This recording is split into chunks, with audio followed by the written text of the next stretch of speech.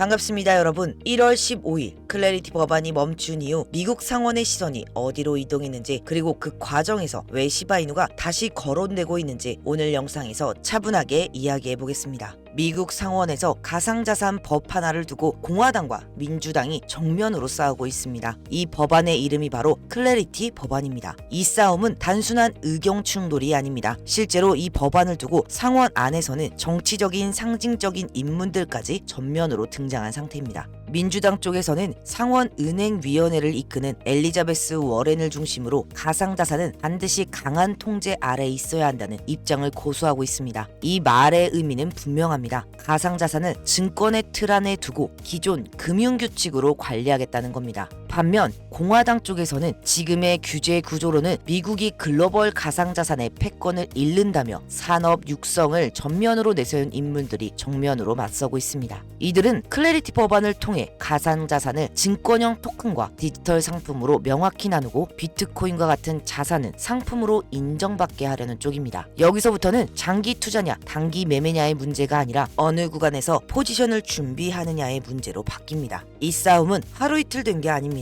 원래 이 법안이 1월 15일 상원 심사를 목표로 이미 일정까지 잡혀있던 법이었습니다. 그만큼 이 날짜는 정치권에서도 시장에서도 굉장히 중요한 분기점으로 인식돼 왔습니다. 그런데 갑자기 논의가 미뤄졌습니다. 연기됐습니다. 이유는 단순하지 않았습니다. 겉으로는 규제 논의였지만 실제로는 누가 이 시장에 열쇠를 쥐느냐, 그 힘겨루기였습니다. 증권으로 묶이면 통제는 쉬워집니다. 하지만 돈은 묶입니다. 상품으로 풀리면 통제는 어려워집니다. 하지만 돈은 블록체인 위에서 폭발적으로 움직입니다. 그래서 이 싸움은 규제의 싸움이 아니라 다음 금융의 판의 주도권 싸움입니다. 그리고 여기서 대부분의 사람들이 착각하는 게 하나 있습니다. 이건 비트코인, 이더리움 이야기겠지. 맞습니다. 겉으로는 그렇게 보입니다. 그래서 뉴스도 항상 비트코인, 이더리움만 이야기합니다. 기관 투자, ETF, 신고가. 정치권에서도 이미 이 두 자산은 미국이 관리할 수 있는 범위 안에 들어온 대표 사례처럼 언급되고 있습니다. 그런데 진짜 싸움은 이미 그 다음 단계로 넘어갔습니다. 비트코인은 이미 상품 취급이고 이더리움도 사실상 자리를 잡았습니다. 이 두 자산은 이제 논쟁의 대상이 아니라 기준점이 된 상태입니다. 정치권, 금융권도 이 둘을 출발선으로 놓고 그 다음을 보고 있습니다. 그렇다면 그 다음은 뭘까요? 통제는 안 되는데 돈은 되는 자산. 바로 이 지점에서 시바이누 이야기가 다시 나오기 시작한 겁니다. 이런 자산의 공통점이 하나 있습니다. 항상 먼저 흔들리고 가장 늦게 이해됩니다. 시바이누는 누군가의 지시로 움직이는 프로젝트가 아닙니다. 중앙에서 버튼 하나로 방향을 바꿀 수 있는 구조도 아닙니다. 클래리티 법안이 통제 가능한 자산과 통제하기 어려운 자산을 구분하기 시작하면서 그 경계선에 걸린 자산들이 자연스럽게 다시 테이블 위로 올라오고 있는 겁니다. 아직도 많은 분들이 시바이누를 밈코인으로만 봅니다.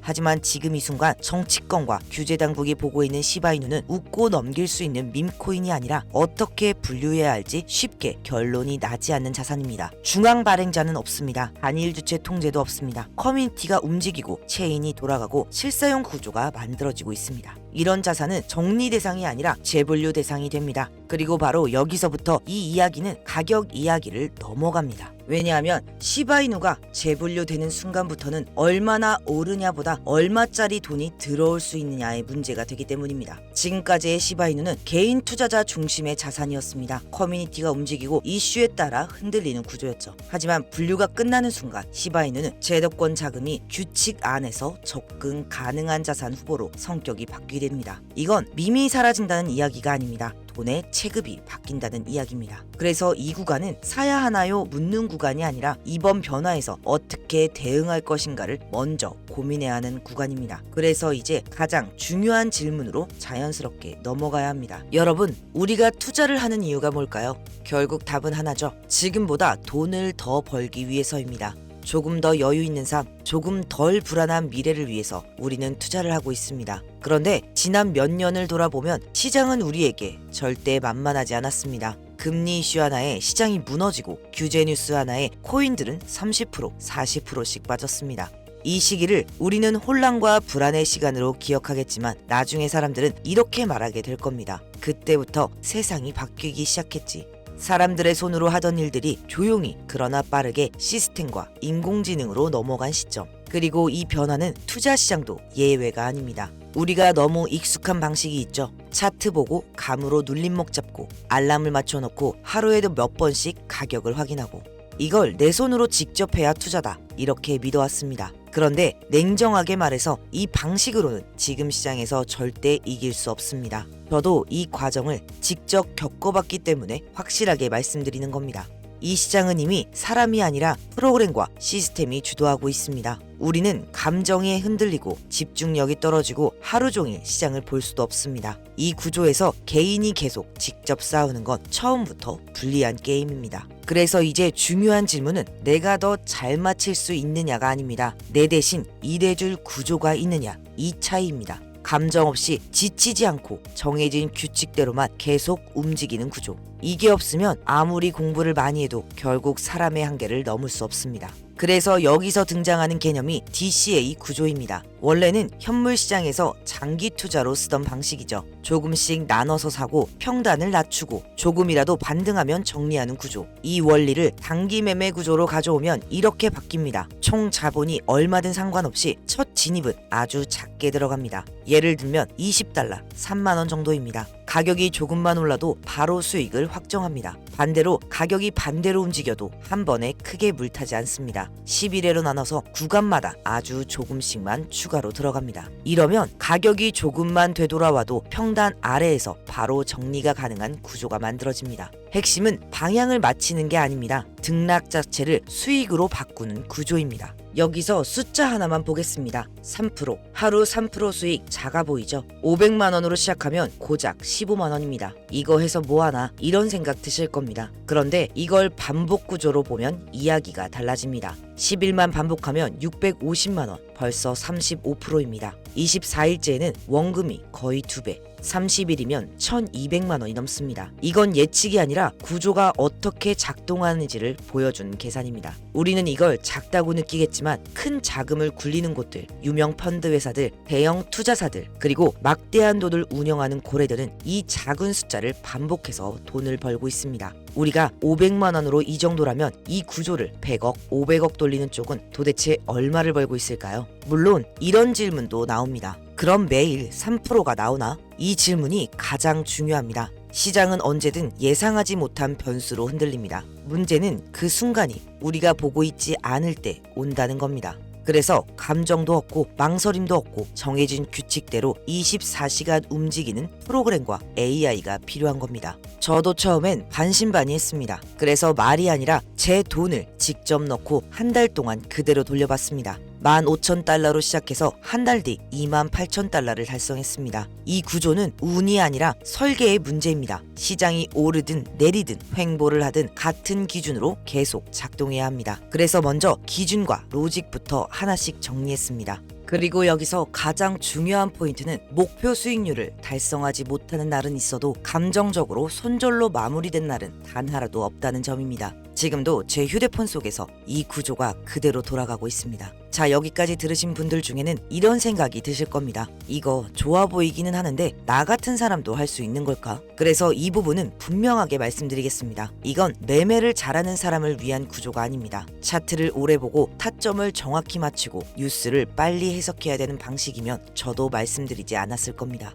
오히려 그런 걸 못하는 분들을 전제로 만든 구조입니다. 이미 이 구조를 먼저 경험한 분들은 지금 시장을 예전처럼 보지 않습니다. 같은 차트를 봐도 행동이 완전히 달라집니다. 사람은 기준만 정합니다. 실행은 감정이 없는 시스템이 대신합니다. 그래서 하루 종일 차트를 볼 필요도 없고 몇 분 늦었다고 기회를 놓칠 일도 없습니다. 제가 이걸 써봤더니 되더라가 아니라 같은 조건으로 한 달 동안 검증했다고 말씀드리는 이유도 그 때문입니다. 특히 차트를 보면서 매매하다가 매번 타이밍을 놓쳤던 분들이라면 이 구조가 왜 필요한지 바로 체감하실 겁니다. 왜냐하면 이 구조는 타이밍을 맞추는 방식이 아니라 타이밍에 휘둘리지 않게 만드는 구조이기 때문입니다. 여기서 이런 질문이 나올 수 있죠. 이렇게 좋은 걸 왜 알려주냐? 그래서 솔직하게 말씀드립니다. 이 구조는 한 사람이 혼자 쓰는 방식이 아니라 같은 기준으로 움직이는 사람들이 늘어날수록 데이터가 쌓이고 그만큼 더 안정적으로 작동합니다.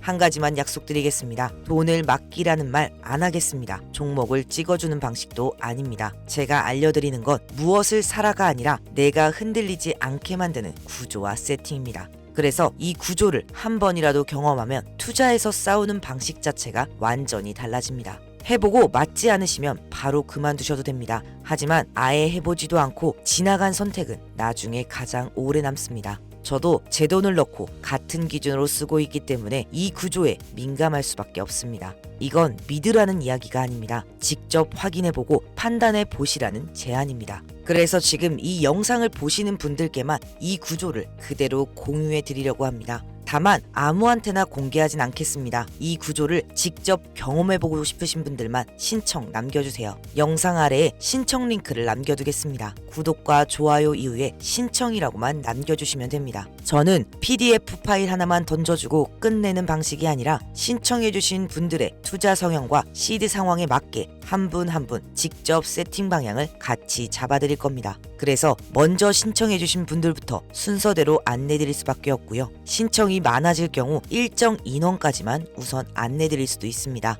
이 부분 미리 양해 부탁드립니다. 지금 이 영상을 보고 신청을 남기신 분들과 나중에 다시 찾아오시는 분들 사이에는 결과에서 분명한 차이가 생깁니다. 이건 나중에 한 번에 따라잡는 방식이 아니라 시간을 먼저 쌓아가는 구조입니다. 그래서 항상 수익 인증은 나중에 고민한 분들이 아니고 먼저 움직인 쪽에서 나옵니다. 하루 15만 원이라는 숫자보다 더 중요한 건 지금 이 시장이 어떻게 돌아가고 있는지를 직접 체감해보는 경험입니다. 이 경험은 앞으로 어떤 투자를 하시더라도 절대 사라지지 않는 기준이 돼줄 겁니다. 이 영상이 그때 선택하길 잘했다 웃으면서 떠올릴 영상이 될 수도 있고 아무 선택도 하지 않았다는 이유로 조용히 후회하게 되는 영상이 될 수도 있습니다. 투자에서 가장 아픈 건 손실이 아니라 기회 앞에 서 있는데 아무 행동도 하지 않았다는 기억입니다. 이번 영상을 여기까지 보신 분들이라면 제발 이 기회만큼은 그냥 흘려보내지 않았으면 합니다. 링크는 영상 아래에 남겨두었습니다. 이번 영상은 여기까지입니다. 시청해주셔서 감사합니다.